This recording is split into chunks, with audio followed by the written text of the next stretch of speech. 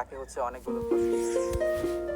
2024 সালে এখনো যারা কানাডায় ভিজিট ভিসায় আসার জন্য ট্রাই করতেছেন তাদের জন্য আজকের ভিডিওটা। তো আমি আসলে কানাডায় আসার পরে বেশ কিছু বিষয় লক্ষ্য করলাম। যারা এখানে ভিজিট ভিসায় এসেছে তারা কিন্তু খুবই কষ্টে আছে এবং খুবই ঝামেলার মধ্যে আছে। প্রথমত যে বিষয়টা তারা ফেস করতেছে সেটা হচ্ছে এখানে বাসা পাওয়া যাচ্ছে না। আর বাসা যেগুলো পাওয়া যাচ্ছে সেগুলোর রেট কিন্তু অনেক অনেক বেশি। একজন মানুষ থাকার জন্য একটা রুম যদি সে নেয় তাহলে তার গুনতে হবে প্রায় 800 থেকে 1200 ডলার, এরকম আর কি অবস্থা। এটা আসলে বিভিন্ন প্রভিন্স শহর ডিপেন্ড করে কোন শহরে আপনি থাকতেছেন।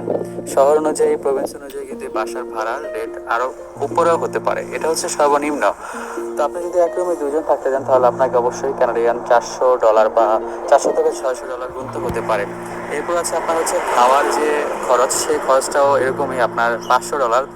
খাওয়া থেকে শুরু করে আরও যে আপনার যে খরচগুলো হয়ে থাকে, ট্রান্সপোর্টেশন থেকে শুরু করে এক্সট্রা আর অনেক খরচ থাকে আমাদের ডেইলি লাইফে। তো সেগুলো মিলে আপনার মোটামুটি খরচ হতে পারে 1000 থেকে 1200 ডলার। তো এখানে আসার পর ভিজিটররা যেটা করে সেটা হচ্ছে অ্যাসাইলাম ক্লেম করে। তো ক্লেম করার